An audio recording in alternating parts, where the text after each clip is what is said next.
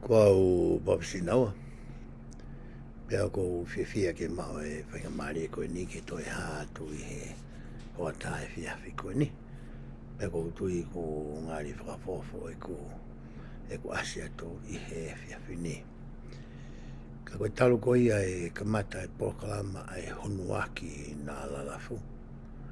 O kuai e taimi lahi o kua e ngai whihui. O ku o mai mea mihe kau whanongo.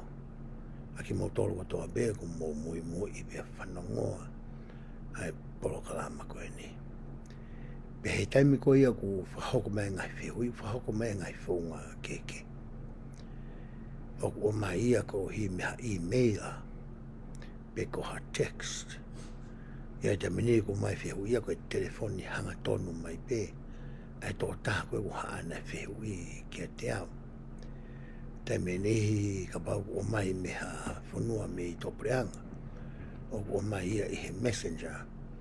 I whaunga o ha text pe ko ha telefoni mai. Pe ko temi koe ku maua e ngahi whihui koe ia. O kore ngahi mea ko sio ki ai he temi ko whitano aki ai. Pe te urau ai ai whihui koe ia I whaunga ku o mai ai. Ko e taime nihi ku lawa pe whihui a ko ia o whiunga pe ke tari whakahanga tonu ki he tō tahana ne whai ai whihui. Pea tari e whaunga nā ne whakahoko mai whihui hange koe ni. Ka pau nā ne email mai whihui te wanga email ato e tari. Ka pau nā text mai te text ato. Ka pau nā telefoni mai te telefoni ato. Ka pau nai messenger mai o tā mai he messenger, te tā messenger ke tō tāku ia. Pea, ka pau rea kua ha whihui I he ku whakakaukau mua ku ongo I. Ka whihui a ko ia ku mahu inga ke vahe vahe. Pe ilo ki ai. Ha toko lahi pe ko ha ni ke. Ma vahe me tō tāna ne whakahoko mai. Ai whihui. Te whakahoko le wau ai tari mo I whakamatala koe ki e whihui koe ia. I whaunga koe ni o ko hātu ai. I he hoa tae whiawhi koe ni. I ene pe he rewa. Koe hunga e ko hātu I o tae ko ha whihui nei whai mai mei nusila. Aia I he ki moa ke whakahoko e tau pōkalama ane uhu. Nā ku mauai ai whihui ko e ni. Pea ku whamalo ke tō tahana ne whakahoko mai whihui mei nōsila. He koe tahaya ngahi whaunga ko ia te tauhanga I loi aki. Hangahi information pe kua ngahi whamatala. O whika aki maha mea kui kai ke loko mahino. Ke te ki tau tōt. Pe ko ha mea kui kai pe ke tau fu ilo au pito ki ai. Pe ko ha mea ku tau whi mao pe ke ilo e feitu e mao me ai. Ai mea koe ku tau tokanga ki ai. Pe o wai taimi lahi. O wai nehi ku na wiai pe na ngai whihui. Ka koe ke na roto ke whakaha mai. I he ngai whunga ke koe na kutara noa ki ai ane nai. Ka mahu inga au pito ia e tau whiako aki. Ke tau ngā ki a ngai mea ko ia koe whakawhihui. O whamalo e tō tahana ni whai mai e whihui. Koe loto mamralo ko ni mao. Ke neo mai whihui ke tau wako kotoa ai a ki tau tolu ko ia me mipa. Koe pēse honu aki nā lalafo. Pea koe maari e whoki pea ko hatāpu aki mahu inga I ke tau mau I ahoni. Hono hanga ko ia e o tua whakapotoi. Hakau tangata ke nau hanga o mai hangahi platform whaka-elektronika. Mo hangahi whaunga whaka-elektronika. Ke lawai ke tau whitu utaki I mamani kotoa. O wawengai e ne ngāwe. He koe tau ngāwe mahu inga taha koe u tau whakahoko I he ahoni. Koe tau tānaki ko ia o Isileri I he tafa aki ko e nio e veiri. Pea tau te alu ki a whitu pe ko hawhare ke hoko atua e tānaki e wha e taha. Ko whehu i koe nei o mai o ku peheni. O ku iai nei ha tohi historia o e siasini. E koe ngā historia koe kou wha lawe ki ai e ngahi polokalama ku tau wha whai i he tau pēsi. Ko au foki, o kai ke ngata e ngā historia ko ia te ulawe ki ai au ku maita e totongi e he siasi ke tau sio ki ai ke hoko ia koe ngahi mau anga tokoni mahu inga apito ke tau hanga o siofi ai pui pui tua pe ke tau hanga i loi ai mea whaka historia na e hoko i he ngahi waha a taimi takita na e o mai e ngahi whakaha ko ia i he toka te rine mai ngai fuakama. Pe e tokoni lewa e ngai whamatala whaka historia ko ia, ki he wheitu, ki he time, ki he uhinga na e o mai ai, ki he whaunga na e maua e ngai whakaha ko ia, pe moe mea ko ia na e whakaha mai, pe na e whai ia ki hai. E tau whinga ki e tāri e ngai whiwhapitania ko ia, ko e what, ko e when, ko e where, ko e who, ko e how, mo e why. Ko e tautari pe ngahi whihu i ko ia, pe mihe ngahi whamatala whaka historia ko ia ko o mai e siasi. E toi māmangia ho tau ata mai, pe toi mahino le yangi ai ngahi wahe ko ia, o ku tau wako ko ia i he tohi tuka tēni ma ngahi whakama. Hangek mo mea mai ko ia i tu au asat i hoku tua, ai ngahi u tohi ko ni i hoku tua. Hoku api utai mo e pokesia i e wha. Ko e ngahi tohi ko ni, hoku whakamoreki au ia e kusirini pe a ako. Ke uhanga whakatau ai ngahi tohi ko ni, me he u whare tohi ko ia o e siasi uraki ia. Ko e mo e u whare tohi ke hea kuna u whakatau, ai tohi ko ia a e siasi.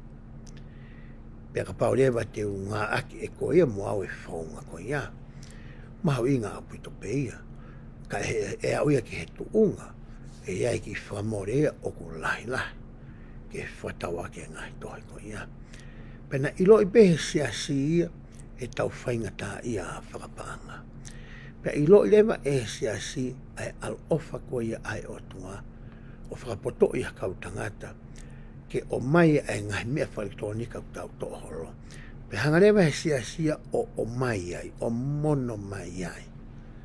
Ai ngai mau anga tokoni o ku tae totongi. He tamina ka mata i e polokalama koe ni. Koe ngai mau anga tokoni a koe nu amana ke ulawe ke ai i he whiawhini. Na i he rea whakapritahani a peia. Koe ki konga si au pito ia. Na e lawa ni riu ki he rea whakatonga. Kau tau monu ia i he taimene. O hanga e he siasio ni riu whakatonga, ai ngahi mau anga tokoni takitaha, ke he ngahi whorofora takitaha kua wahei mai, ke tau wako i he tau kotoa pe. Hange koe ni koe tau ni, tau wako whoke toka te rine mai ngahi fuakawa. Pea o mai rewa e he siasi ia, hangahi mau anga tokoni i he toka ni mga fuakama. Ke tau aru ko ia o lauai o tau mawai hangahi mea ko ia na e whai kei a e whehui. I he ene pehe rewa te ngawe aki e ku fo i telefoni. Pea koe mea ko ia te usio he telefoni he kaito e ke hei mo e mea ko ia ku he o telefoni a koe. O ta tau ai pepe ko hae whahinga telefoni o ko ke ngawe aki. Pe koe e iPhone, pe koe Samsung, pe koe hae whahinga brand ko i o koe hanga ngawe aki o telefoni. Ka pau pe koe smartphone o ku wia koe. Pe ka pau koe ai hao tablet a koe. Koe mea te tau pe te ke lava sio ki ai. Pe te uhanga lewa whakaonga e ku telefoni ke tau sio ke ngahi mau anga tokoni ko ia o ko tala noa ki ai. Ko foi telefoni ena o ko mo mea mai ko ia ki ai. pea hange koia ku asi atu i ho telefoni a koe. O koe ai e ki epi koe na museo mai ke ku Gmail koe na ku ema koe maili ia. I lalo ai, o koe ai ki epi ai ku hange ha tempare pe ko ha whare lotu. Koe epi koe ia o kuia koe LTS Tools. Pe aku peheni lewa ai epi a koe ia. Ka pau ke fie ilo ki hono ngā ki. Ko ku lomi i pe koe koe na musumai na mau na ku ai atu. O ku asi atu lewa hena ai home. Asi atu ai directory. Asi atu ai organizations. Asi atu ai groups ko meeting houses. Asi atu ai mo prayer roll. Ai au tonke urau whaka mo fo i lai ne ua. I olunga, tuku ange ke usiu ange pe te ulawa ai ki helea whaka tonga ai epiko e ni.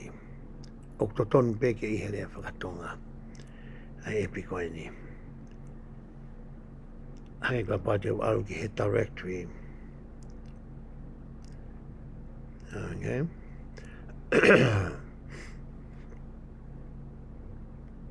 Maho te utok foki mai ki he LTS Tools o ka pau e osi e tautala noa ko ia ke uraki tari whehui ka tautoki hao ki LTS Tools. I lalo hifo i ai o ku asa tuai ki whatata ko ia ai logo ko ia o i siasi. Ai ko ki whatata ko e ko sisu kraisi o ku tuu mai i e foi arch pe ko e hu anga ko e nā.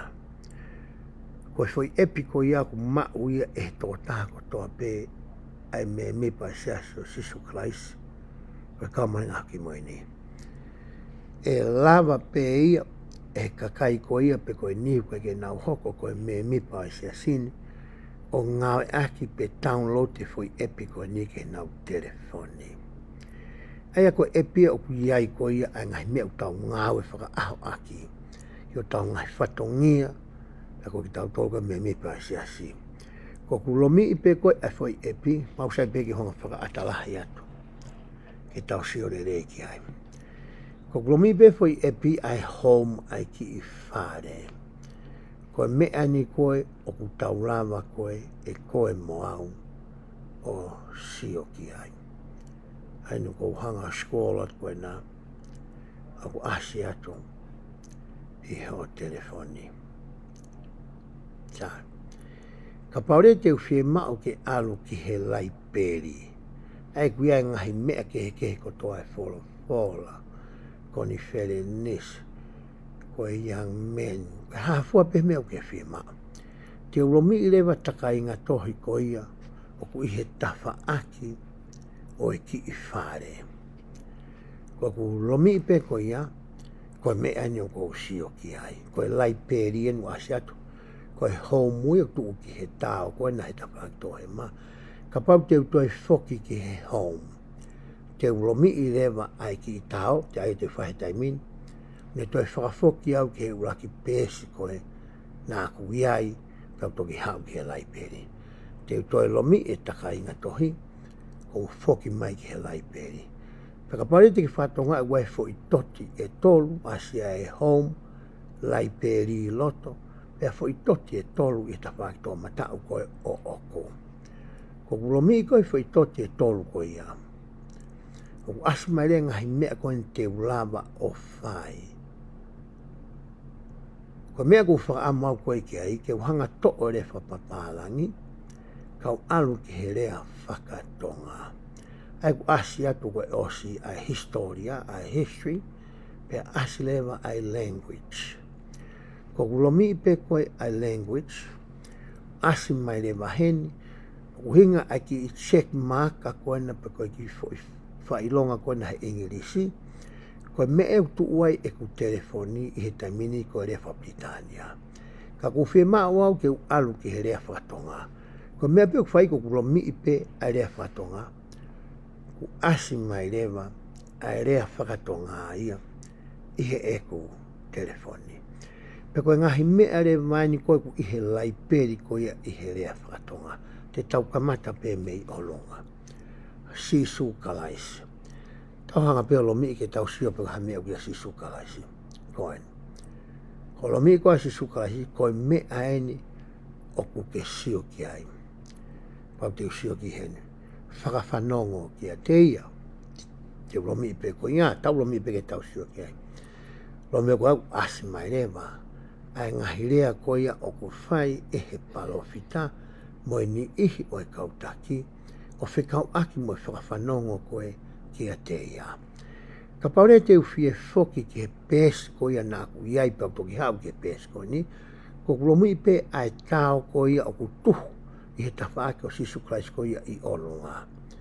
Ko kulomu i pe koia ko utoe whoki mai ki he whakawhanongo ki a te ia. Pau toi lomi pe ke uaru ke he lai peri, tala mai he e fo i tā koe i olunga.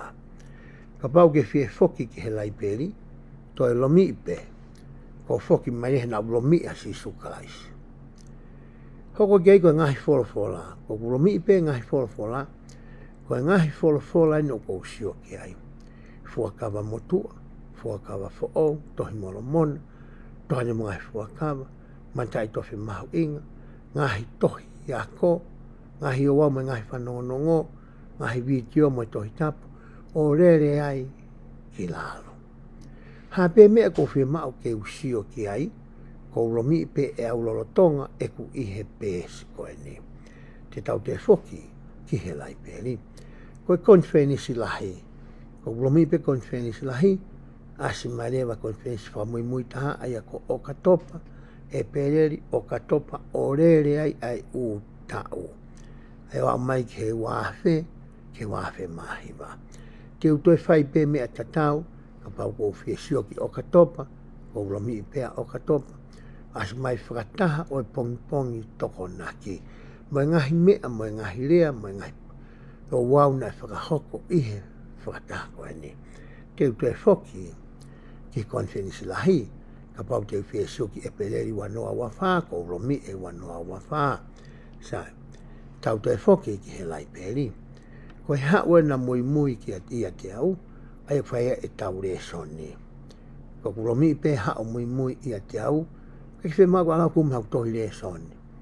Pe mai, koe ako ena i api, mo whare lotu, toi mai whakama. Ko kulomi pe koe ia, a toi mai whakama, asi mai rewa, ai ngahi mahina koe ia o e tau me Sanuari, ki Tisema. Tau whee poeri whoki. Ko kulomi pe koa whee poeri, asi marewa u sāpate la toi wha sāpate, mo e ngahi le son takita. Hange koe ni, koe le soni sāpate koe munda hau tō ki ai, koe ka sāpate la toi wha sāpate. Koe wahe taha wā ke taha whito. Ko kulomi pe koe ia, ko siore wau ki he le soni. Tau mua le soni, pot fofora mai whaika le soni, koe talateu o mai koe ia, ke ulau, pe o mai lewa moe uho moe rito le soni, ai te tau lau e tau toka. Kutoe lomi pe ai tau ki o ngā kou whoki mai, ki he mahina, kutoe lomi pe koe, kutoe whoki mai,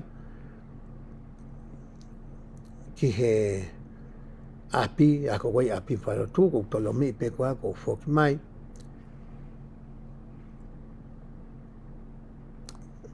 ki he lai peri.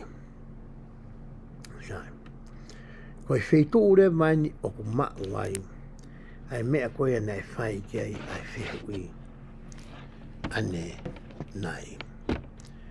Ka pau te u aruhifo ki lalo, hao mui moi a te au, koe ngā hihimi ena, ai a ko romi i pe a hiwa,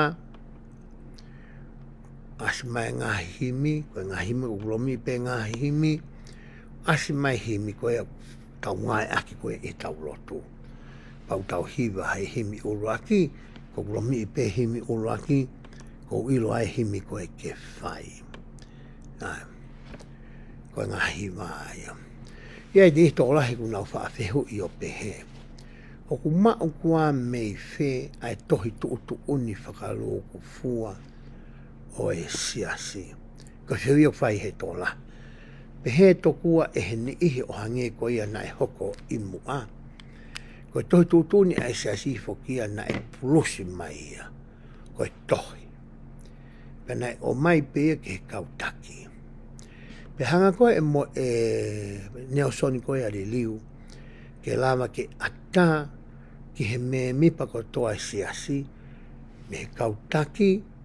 Kau me mipa siasi. Mo e kakai ta e siasi ko toa pe. Oku ata ke nau rau e tohi tūtō ni o e siasi. Pea whiure ni ai te o alu whakatau mai tohi mei whi ia. Kono uhinga ukai ke pulusi mai he siasi ha tohi ihe aho ni. He kunau tōtou ri wheriri waki pe e nau tōria mea koe pui roto. Hange koe ni. Ka nau ka loto rewa ke tānaki mai hangai tūtū ni fo au ke tohi koe ni. Koe mea rewa hoko ka pauku o si pulusi mai a koha tohi. E laku katoa u tohi koe ia. Ka e toi o mai pāki fo o mai ha u tohi. Koe tai fo pulusi ai pia pāke ngahi tohi. Oku mama whahano toto mi ha koe nā tau siu. Ki tai mi koe tau au ke ngono pulusi koe ia. O e toka o e tohi a mora mona. Pa pere ba siasi. E le lei ange. E whaka ekonomika ange. E wame ange. A hono whai o e ngahi mea koe ni. O ka pau e mai peha tohi whaka elektronika. Pa mai rewa he e siasi. Ai tohi tūtu ni i he tau telefoni. Ai kone aset koe telefoni pehe ai. Koe ngahi tohi tūtu ni mo e ngahi ui ui i. Ko kulomi i pe koe ngahi tohi tu asmelewa ia. Tohi tūtu ni whakakātoa. Ai a koe tohi eni o ku whakalere aki ai siasi o sisu klaisi o i kau mā oni oni i he ngahi aho ki muini. O ku lauai ai tangata mo whiwhine ta e siasi. Lauai a kau me mipa kotoa peo e siasi. Pea lauai mo e kau taki mua. Ka pau te ulomi e tohi tūtu ni. Ko mea ni wau sio ki ai. Asi mai, pe esi tala mua ki. Pea hoko mai. Wahe uluaki o e tohi. Ko e palani ai o tua. Moho tufakanga ki e ni ngawe o e whakamohui. Mo e hake ki. Hoko mai wahe hono wa. Tolu mohono wha. Ko e wahe uruaki ke wahe hono wha. Ko e wahe o kuako e he kautaki. Ka pauku ke hoko oi kua taki i ha houa lotu. Ta tau pe i he woti pe koe steiki. Pauke ke hanga e ko ako e wahe uruaki wahe wha koe ni. Ke mahino le lei ki a te koe ai ngai whamatala oku i ai. He na e whakatau mua ngai whamatala e koe ia ki a koe ai taki. E lau beka inga lotua nau rau. Ka koe whoke taki ka inga lotua ia. Ka te nau ilo he ka inga lotua ia ai mea kou to tonu ke ke vai. Whewhe rewa ka pau te ke hau koe o ke ai e koe hafo i mea oku noa ia. Hafo i mea pea whakaukau pea koe. Pea rea atu ha me mipa ki a koe. Ko ha me hoki a koe. Te ke pushback mai o ke whawhiwheka. Ko hi koe taki koe. Pe te ke loto mau lalo whiunga. Ke toi alu o sio. Ki he tohi. Ko osko whai wahe e wha koe ia uruaki ki he wha. Pa ke sio rewa koe i ho tohi tūtu ni. Ki he ngahi mea koe ni. Whāna. Uruaki. Tu unga whakataki mua whakaloko fua mo whakaeria. Ka mata pe tohi, hono o mai ki a koe moau ai whakotuutu koe o e kautaki mei o lunga. Me kautaki maa lunga au pito. Kau paipa. Ka o mai ki kau fitunga fulu. Ko mea gulame koe ki e wahe nima. Ko wahe o nore vai utala no e ke taki mua koe ia ihe steiki. Ko wahe o no fitu koe kau piso periki. Wahe walu koe ko holome kau mātua. Ka pau ko ha mea mipa e ko holome kau mātua. O totonu ke wako e wahe walu. Ke u ilo i koe haa koa haku whatongia o koe mea mipa. I he kau mātua. Koe haa rewa mea te ulama ke tokoni ai. ki he taki ko e pue paisteni o e kau mato whamtai katoa he wahe walu. Sai. Ka paurewa ko e fine ofa au. O ko rau e auia ai wahe hiwa. Ko e lauia ke kau fe fine ofa.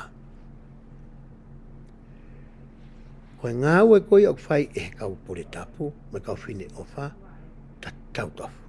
Peke nau toi keke. I temi te ke lau ai wahe walu me wahe wa, te ke lau whafo i lea, nau ta tau tofu pe. Sai. Ko e tohi whakahino hino ia.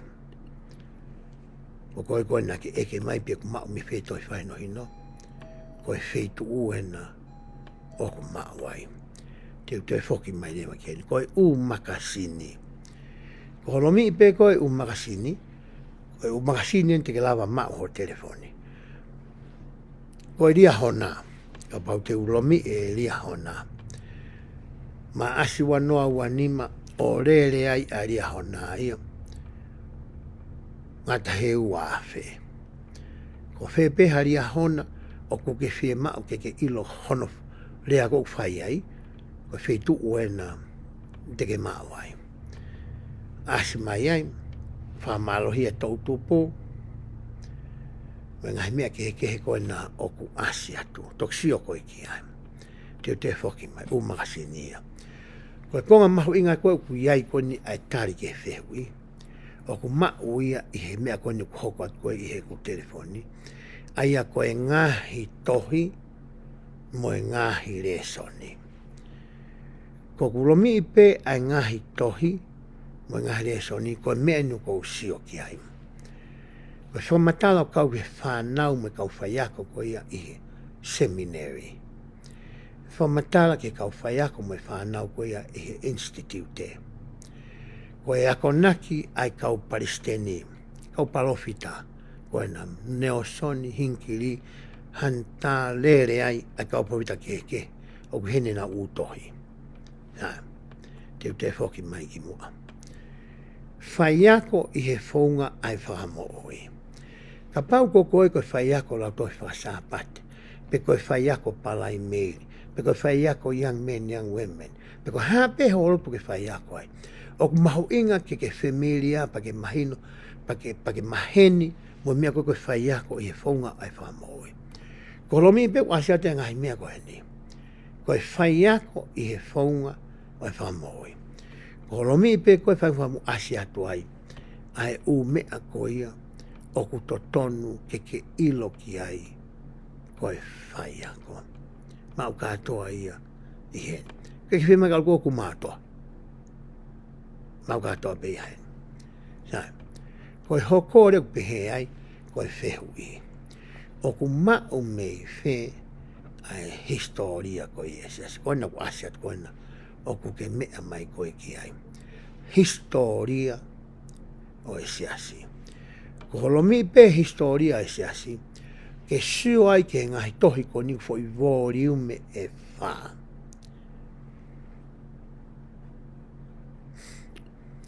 O ko mai ko volume e wha, o hanga he volume takita o ne hanga e ia o kawa pete ne hanga o tala noa e ngahi tau. Tahawalu ua noa ki he tahawalu fiha. Tahawalu fiha ki he tahawalu fiha. O a o mai ki he ahoni. Ko hinga i whakavoriu me ai, ai tohi ko ni kui ko e kau mā oni. Pe ko e ta saints ka pau ke sio i he mea whakapritania. Sai, ko e voriu me ulua ki lewa,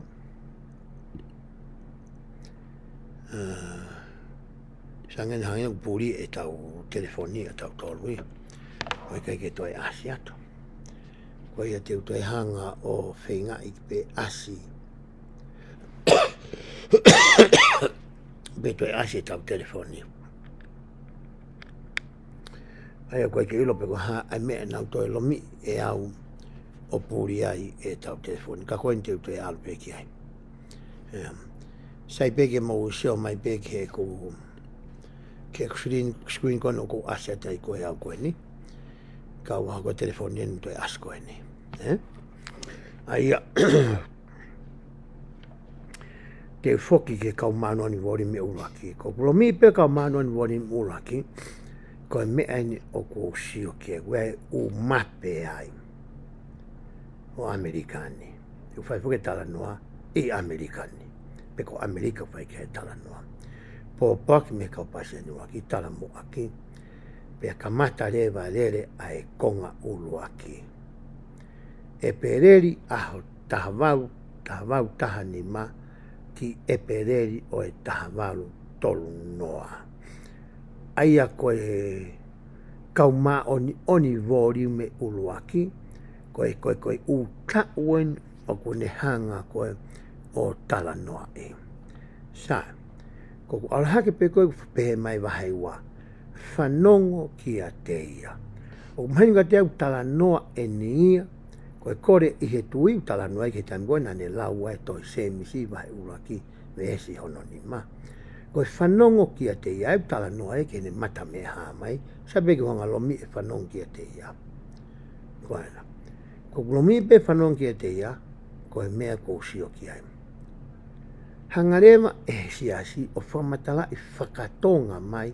Ai mea na e hoko ko ia i he tao taha walo anoa. Tolu koe ulau i pereti ko la. Wha keke tokanga. Ni mā kua more kotoa uhinga ia ke aluko ia a māteni harisi o whakamoreki ai lai pēsi e te au taha no. O no koe mea whaki mai mālohi o e otua. Tala noa ia ke mea whakina o angi koe kia sosamita moriwa kau tere. Koe re soni ko ia oe wikeni asi i he wahe fito. Ongo kau ngā tamai o eki. Ko kulomi i pe ko ia, wahe fito koe menu ko usio ki ai. Te ulau ia.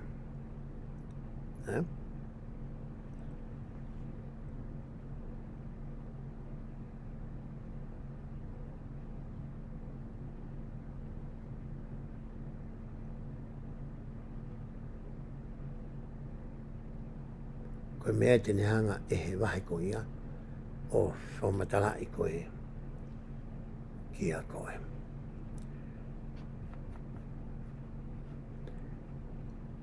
Aia ka pau ai hao telefoni. Osi o mai e he sia ta e totongi pe to i he lea koe a tau tolu whakamatakari. Koe mea pe niuwhi mau ke tau whai koe tau anu ki ai o lau. Koe taha ia ngā mau tai. Tau alo sio ki hatoe mau anga tokoni e taha.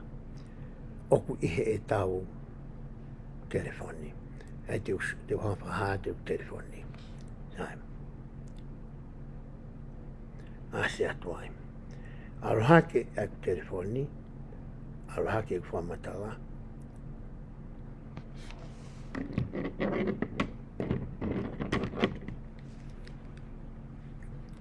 Ole mo ke tui o macho ata ke tonu e ko sio.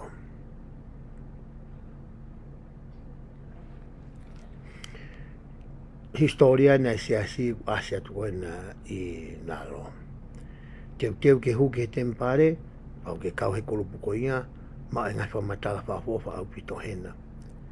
Kia te koe. Ngai te whitoi mone o ngore rei, urisi atuai, ai ngahi whamatala kehe o whikau aki mo ngai te whitoi mone o tau siasi. Pau te kasiwha koe mea kui koe whine o wha mo e ko lomu e kau mātua. Ka pau te ki hanga lomi ia e kona kou whai au pehe ai. Ko hono a koi i ako mo whakaao ngai e ngahi pōpo aki me he konifere nisi e lahi.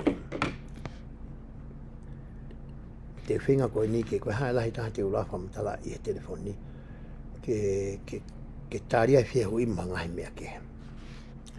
Koe taunga he re soni pure tapu whaku me whine o wha. O hanga he kau take whakaloa kāre, kau pasen whine o wha, kau pasen pure tapu. Koe ka pehe kon Palestini, kau Palestinsi e fo i toko tolu. Ko na tongu nau whire re soni. Neongo ku wahe i he Palestini hata i hono toko ni ke ne toka ngai ta whakawhawhai ako.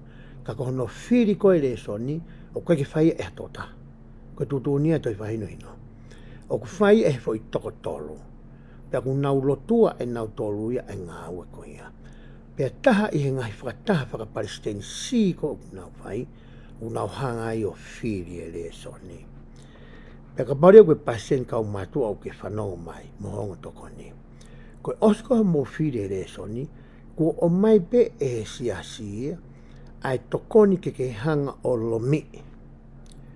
Ko ho lomi pe koe ai le soni koe ke pure tapu, pe koe ai pasen fine ofa. Ku asi mai ho telefoni a uia, ai ngai sa pate ko toa pe e fai ai pure tapu, mo e fine ofa.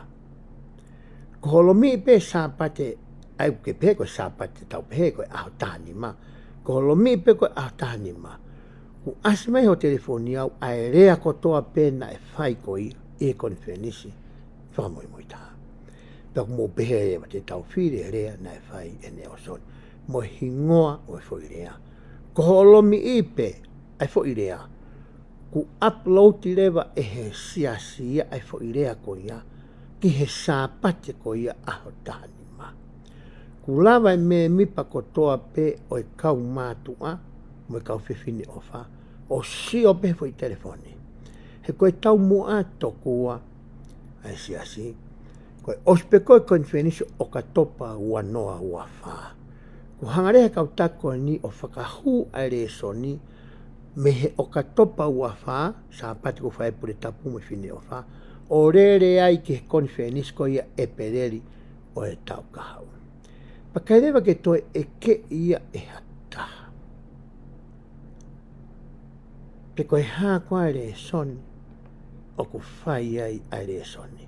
Ko mea pe me pau fai koni a hake to ni fo i telefoni si o ke re soni a kau mātua lomi asi mai rewa re soni takitaha ia koe e whakahoko. O ku whaunga pehe a hono whiri ko ia e he kautaki korotonua e tau ngahi re soni. Pe ku asi rewa he telefoni ai tokoni ko ia ki he kau whai ako e he taimi koe te nau ako ia re soni. Pa te wanga rewa o lomi i atu ke tau sio kia pehe ai. Ko hono ako mo hono whaka au ngai a ngai pōpoa ki me konferenisi lahi. Pia lau rewa heni. O ku whakahoko e ngai kolomu o e kau mātua mo e fine o wha hawhatongia mahu inga i he ngāue o e whakamoui mo e hake ki. Ko e hakoa ai ngāue whakamoi mo e hake ki. He kei ki u te whulawe lahi kei ka te utalat pe o koe konga whakaotua e wha. Uruaki, koe ngāue tohi hoko mo te mpare. Uruaki ia. Taha ia ngai konga. Ua, koe ngāue whakawhai whekau. Tolu, ko hono tokanga i kina o e paia mo e masima. Ko e wha, ko e mo ui aki o e ngore rei. O ko hū mai rewa kau whai ako, ko nau whatongia mau inga taha, ke a koi, ai mea konu lawe koe ki ai ki konga ko e ni. Ani koe nāku lawe ki ai. Ai ngā ua e whamui haki, ai a koe a koi, koe mo ui aki o ngore rei. Pēlewa, i he nau ngai whakataha ihe sāpate. Nā warea i ai whaunga ke whakaonga i ai a ngahi ako naki, e ngahi pōpoaki o e koni wherenisi lahi, whakamui mui taha i o nā ngai whatongia i he ngā wen. Si pēla i mai pe e he tohi ia, mo i tūtuni, ai mea koe ke nau whai. Ngai whakataha, nā warea e whai tōtolo. Koe ke toi toi mea konfenisi ha toi taimi, e ka whakahanga tonu pe me konfenisi whamui mui taha. Pe hau koe atu ai lau ko ia ai toi. O whiri e kau paisten si o e kolomu e kau mātua, mo e whine o whaha pōpua ki konferenisi ke nā wako me ia i whatahanga o e sāpate takta. Hame nā ulawe ka whika mo e whiri e le soni. Foi toko tolu o ko nau whiri. Pea rere whamatalai o pehe. I hono whakakātoa, o to tonu ke whiri e kautaki, hangai pōpō aki, me he me mipa o kau pasensi ulu aki, mo e kolomu o kau apostolo e tonga fu mātoko wā. Ko e urea ia o kuto mua whiri. Hei kai ke tuko toko tahanima koe ka tawala tau tau ke kau fitunga fulu, mo e kau taki koe uhoa loto e siasi. I kai. O koe mea ku ulu aki, ua whakahoko e stepu, sequential whakahoko. E ka mata pe me kau taki. Uhinga pe kulawe kei, ulahi uno warea i holo. E ngahi woti, a mea koe nā kulawe kei. O kuwhai koe le soni, me fe ia. Koe haa koe urea to tonu ke whiri, ke tau whiare aki. Pea koe whaiwhihui koe taha, o ku kau ki he mea koe ni, o whikau aki mo le soni a whine o wha mo e pure tapu. O pehe, pe o ku to tonu koa, ke le soni tatau, ai kau whine, whine wha mo kau matua. Koe tari ke au i kai, koe te ula te tari pehe ai. O ku whiri e kau pai se si o e kolomu o e kau matua. O e whine o wha hapopo aki kon whenis ke na waku me ai. I whatao sa pate takitaha. Ko e whoi ki e ni o whakatatau o e ngai whie mao ai kai ngalotu. Ko uhinga kai ngalotu nau liu ia. Liria kau tamani liu koe meitonga. Unga ke fole papita ko members. Ko members ko no ai ko ni ko uhinga papita ni ko ni ko ngai ke kau me mipa ko ia o kolom e kau matua mo kau me mipa ko ia o e kau fine. Ko ke uhinga ke kai ngalo tu fa lo ko fua. Ika ko ke uhinga pe. Ko uhinga foi fo matala ia o whakatatau mo ngai fie mao ai me mipa ko ia o e kau matua. Pea koe me mipa koe kau whine o wha mo e whakahino hino me he lau maaria. Nege tala mai ke nare son tatau. Nege whengatai ke nau tohi i mai. Whiri e he paisteni kau mātua mo whine o wha hare soni tatau ke re soni ai ai kongo kurupe wako nika koe ke tutu nia. Tala mai ia koe whiri o whatatau ke whe maa wai kurupo. Te utu e whoki lewa alu ke mao anga toko ni ko ia taha. Nā kong tana noa ki ai.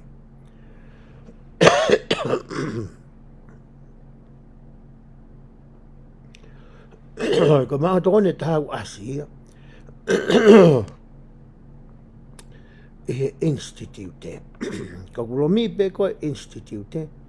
Koe ngahi mea ni o kou rama ko ia. O sio ki ai.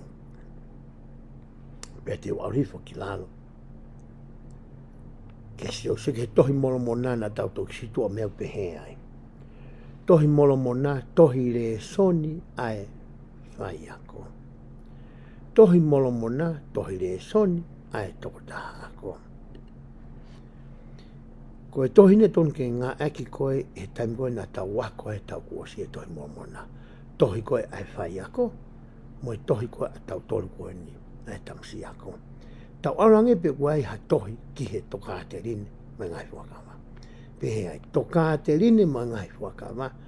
Tohi le soni ai whai ako. Tohi mai fuawa tohi le soni ai toko taha ako. Ko kulomi pe koe tohi le soni ai toko taha ako. Ko mea ino kou sio koi ki ai. Tala teu ke toka mai fuakama. Wahe ono ua. Toka ade mo whaka wahe uruaki. Wahe tolu mo wahe hongo furu. Wahe nima mo wahe tahawitu. Ono, walu, mo hiwa, fitu, taha tolu ki he taha walu. Wha, taha ki he taha ua. Taha wha, taha nima, mo taha ono. O ku kau fo ke taha ua, taha wha ke taha nohe re soni ko ia weekend, laukonga weekend.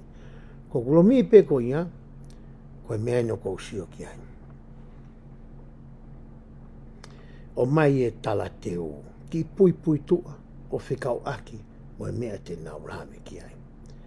I ho lau pe ko ia, whinga koe ke mahino ki a koe pe moau, ai ki tala teu ko ia, asi mai pe mo e ngahi mahina, mo e ta uai, as ka toa atu ia. Alo hake rewa mea pe ai. To ka te rine mai whaka wā wahe wā. Osko ni atu e u tala teu mo e pui pui tua. Pa ni hangarewa he wa tohia ko ni o to'o whakafoi wahe mai. Ai tohari mai whakawau hangi ko na tau so kamata mehe wahe wha pehe ai. Whakalahi ki he pui pui tua whakahistoria. Lere vai whamatala ko ia ai tohi. Ako no ke sio peke ni asi atu. Osko iau asi atu ai tohi tokai ngai whakawa. Wahe wha vesi hono ulo aki pehe ai. O kuofi ke hoko mai hanga hawe whakaafu. Hanga rewa e he kautama koe ni hotau siasi. O tala mai ai uhinga o e wahe wha vesi hono ulo aki. Isaia. To'o ko lea puke ne whai Isai. To'o mai mea Isaia. O lere mai ai. To'o mai moe rea. Ai tahai kau palo fita. O whika ai mai mai whai vesi ulo aki pe. Lere mai e nau whamatala os. As mai mai ngahi whakatata. To pehe mai hoko oia. Wahe wha vesi ua. Pea moe vesi koe hono tolo. Pehe ai. Tauhi kia te ia aki homo uloto. Iwi ata mai moe malo i kotoa. Lere le whamatala ho tau siasi. Ai kau tangata poto koe ilo ilo wholopola. O mai whamatala, so sefa Fielding Samita. Ha uai, e whamatala. Kone ahake pe koe osi na whamatala, wa asmarewa. Toka haten mai whakawa, wahe wha, vesi hono wha. O ku kau e nihe mau anga tokoni mahu inga apito. He kune hanga to'o whakafo i vesi mai. Ai lau konga ko ia o e wike takitaha. Ke lava ke toni i koe ke whakaloloto a ho o ilo. Ia tai meni i koe ni kwe mau ki whaia ke whakafo o ai ilo. Si ake fo i mau motu a koe na tau whata mai mehe fo nua motu a. Fo i katoreta koe ia. Ai whanongo tala noa he lau a hai. Moe rea na e whai e happy sope ko mea. Peko pasen stay ko mea. Si ake ia. Tau wala ki whamatala ko ia ai kakai tau hanga pou i toko tānima. Ko e kau palofita kau tāna kiti mo tau mawhaha. O ku nau mai whatongia ke nau hanga interpret. Ke nau hanga whakauhingai ai whawhola. Ko no iau mahuingai e maunga tokoni koe ni. Ka tau tuku a e tau hau koe ke he ngai kalasi. O tau whata mai foi ilo motu au kai ke tau hela ia. Pe mawhasia hono whata holo. O area i he kalasi. O more ai ai taimi. Kai ke hatupola ke taha ki mo. Iai moe whakawhekiki o ku hoko ai. O ku mahu inga ke tau hanga. So mai pehe sia tae to tong. E fu mau anga to koni koni. O ku lawe koe ki ai. Ke whakaloloto aki pia whakamalo hia e tau tui. Mo e tau whakamooni o whakawai. E ngai. Potfo fola kua nau to'o mai. Ke hoko koe whakamooni ki he mea tau tala noa koe ia ki ai. Sai, te utoi foki ki he tau telefoni. Koe maonga toko nia koe naku lame kei. Te utoi foki lewa ki moa au pito.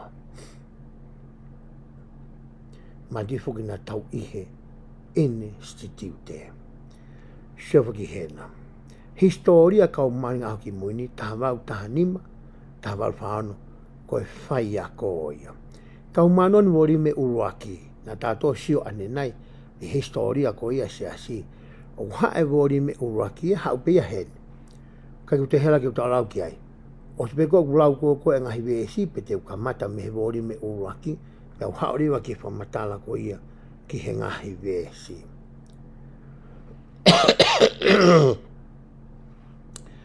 Iai mo tokoni ki he teu ki he kau ngai whawhai whikau, o ko mao mo ia hen. So ke ngahi mea lahi whakauria, o ku tau mao hen i he tau telefoni. Ko nu asia tu koe ni.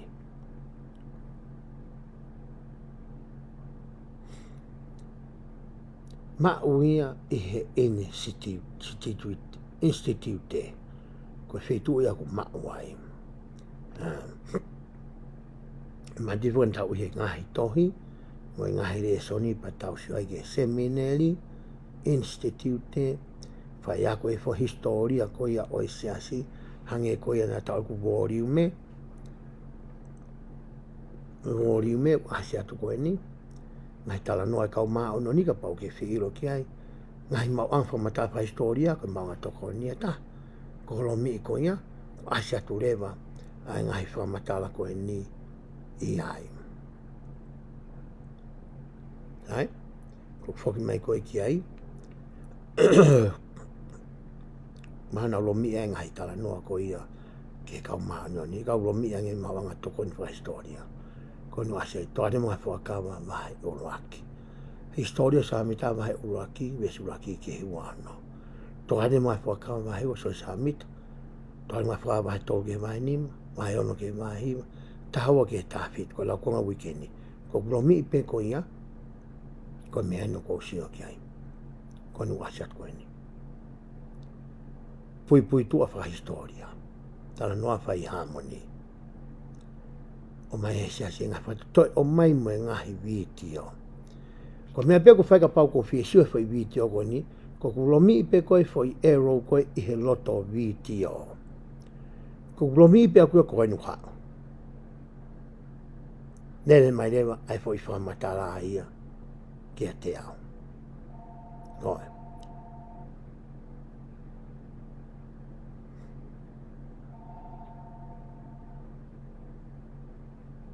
Vitio urua ki unawa mai. Mai ngai whakatata. Toi o mai lewa mai ngai whamatala koe ni hange koe ni ka pau te ulomi. Ai whamiri naite mo whamiri wite maa. Pau ko whi ilo kau ki whamiri koe ni. Ko kulomi pe koe a whamiri naite mo whamiri wite maa. Hange koe ke whea wehe telefoni kei koe ni. Hau whakatonga pui whamatala. Mai ki pui tua kia Josefa naite. E mataha puri koe naku lawe ki ai, i taimi naku tala noa ai, ki he wahe ko ia, hono tahaua. Koe mawanga toko ni maho inga au pito ia taha, aini koe naku toki hanga o atu, te utoe whoki peki mua, ke tau siore rei, ki he whetu oku mau ai, tō bege o alu ke ku telefoni. Koe mau anga, whakamatala whakahistoria. Mga tongo ni eta. Mga tongo ni eta o kui koe pui tua o e ngahi fuakawa, o e ngahi whakahaa. Ko kulomi pe ko ia, ko asu mai hen. Ngahi toko ni a mate ni harisi. Kono popo e so sa mita me a ofa o li wakau tele. Koe whamiri naite, mo e whamiri wite maa. Aina tau siwa ane nai. Pau te ulomi e mea whaaki a oriwa kau tere. Ko so matala pui tu ano kau ke ki tama ko ni ko oriwa kau tere.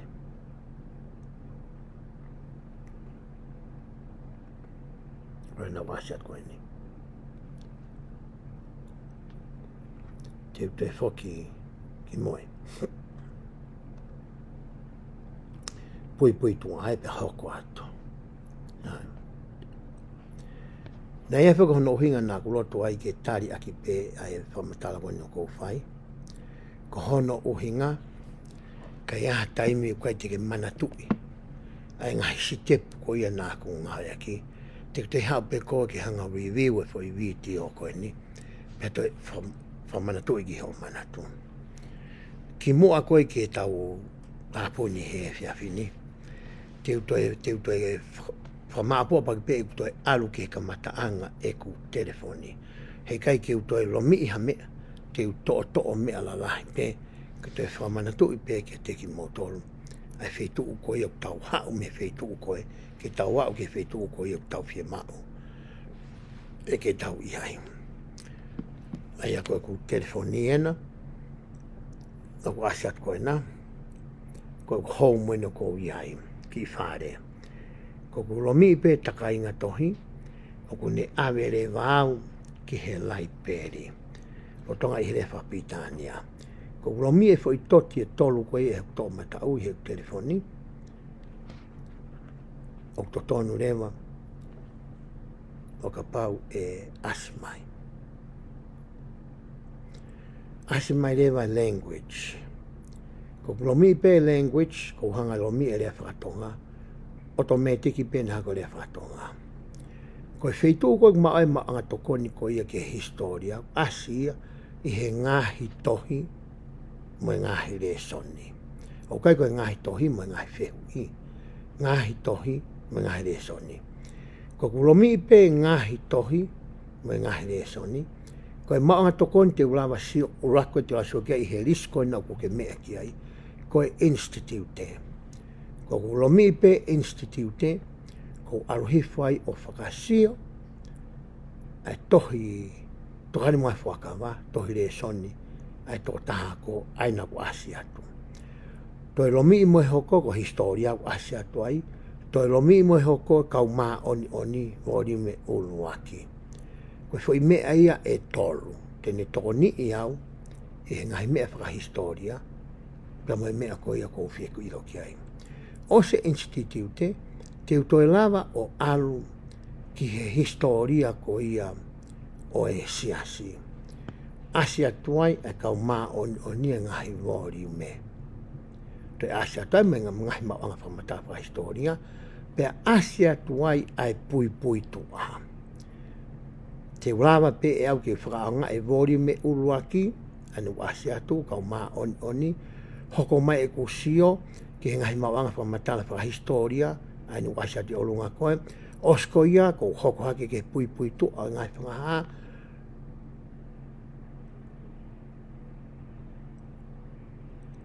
ana wasat ko nei olunga ko ia. Ko ngai whamatala e whikau aki, pia moe whitu ko ia, o ku mauai, ai ngai mauanga tokoni ko ia whakahistoria, aia o ko ngau aki e au, kai ke ngata he taimi o ko whai ako ai, o ko ngai aki he taimi ko whakahoko ai tau polkalama, o ko ngā aki he ku wako ko ia ai toka te rine mai ngahi whakama. O ko hinga ko whamaro ai ki he tangata nane whai e whehu i koe ni. He nai kei ke amanaki te uhanga wahe. Ai ilo ko ia pia moki motonu. E whamiri e pēsi honuaki na lalafu. E taimina fuafua kau mai e ki he sias koe ni. Ne kei ki ia makatu unga ia i api. Nā tae siasi e tamai, moe whae, moe toe ngai whamiri, tō ke pe au, moku tōwhi whina la, wane si pe ki atu. He taimi wene whae whaka eke moe whakawhalala, ke he nina tupu ake siasi.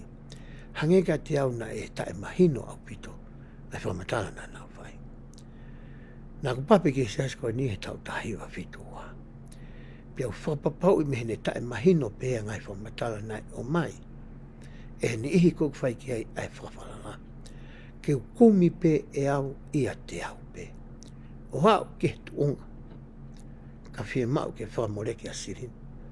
Ke kume ka ngai to. E whakahoko ia. Pia loto le rei ki ai e hoa. Moe whanau. Pe temina ku mau e ngai ilo koe ki hongore rei. Hangena aku sio kita. E he ko kamata mai o kau ki sesi. Nā ku whakakau ko hāhono o hinga. Te uhanga wahe ai ilo. Nā aku hela ia. Hono ako. Mohatake. Ko hāhono o hinga te u. A pongpongia ai au I he pongpong kotoa. O whakahoko e ku ako. Whorwhora kia te au, mō ki whamene. O e hae mea te utoi wahe ai, ai mā whakalau maari e ko ia, moani ke. I kaina e whorwhora eiki a sihowa ki a atamu, te ke kai ai maa i he kakawa haumata. Na uhinga ke te au a wholwhola ko ia ke maa whakatua sino, maa whaka ata mai, maa whaka e roto, maa whaka ekonomika, moe maa whaka lau maaria. Ka pau ke fie kai a ngahi maa ko ia, pau ke tawhi, ai pupu haia. Pa na wahanga o kuku e ku ilo, i he taulai. Ta lunga mo kamata e polo kalama ko e ni. Ma ku toi foki o lau hoku tāpua ki whapeteri aki. Na pehe ai, ka pau te ke fufu, pe kuku honi ma. E ngai tāpua ki whatua sinu, ma whakalau maari e ko whaki ki ako. Te uto'o i ako.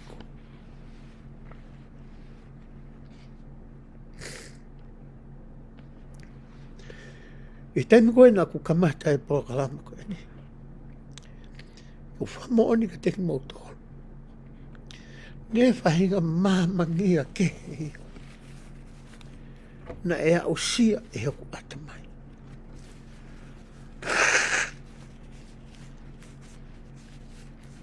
Ne me whahinga manatu ia. O hanga hoku atamai ko manatu. E ngahi mea koe ni. Ko ngai pokalama ko toa beu tau whai o tai taha ki usio a kato. O ko wako e au ki hanga manatu. Pe hanga leo he lau maari e o mai. A ngahi information ko ia. I he taimi ko e ko fie mao ai. Ko tau whitunga fulu mātaha e. Ko taimi ke peko hoku atamai oko. Ka ko whamalo. Ke hanga huko hoa tōni ia. O ne leha mai te o te ke hanga fufu a ilo. He koe taimi koe te ke vahe ai. E toi whakalahi mai e iki. Ko hono uhinga ia. O kou roto lele ia i he whiwhini. Ke u asi atu i he tau polkalama. Pia to'o mai u telefoni ke whakahino hino i mo toko ni i ki tau toro. Ke tau ngāki ai mea mahu inga u he tau nima. Ke whakatupulaki e tau tui me tau whamoni ki he otua. O whabeki atu mai kore whamoni maore. Ke nihu nau whanongoa. Nā guai ha whamatala i whie poto i he ngā ake o telefoni. Ka koe whinga peke tokoni ke teki tau tore he ngā uku tau whahi. Ko palomesi atu ki te koe. Ka pau te ke kamata ki ngā ake ngai mawanga tukoni koe ne. E whakawhono e he otua koe ake ono lau maari. E whai ngā mālohi te ke maa. Pa e maa mangia ho ate mai. Pa te ke lava ke tukoni. E he ngāwe ai eiki kono tānaki ai hako isileri. O whai ia mei heni mo tawha ake tā. Tau te whito ke taimi te kei apsiasi ai. Ke tōni e kau whanongo i ai. Ke lava ke tau ui aki, ai o ngongoreo si sukalaisi, e he wafa si sukalaisi. Amen.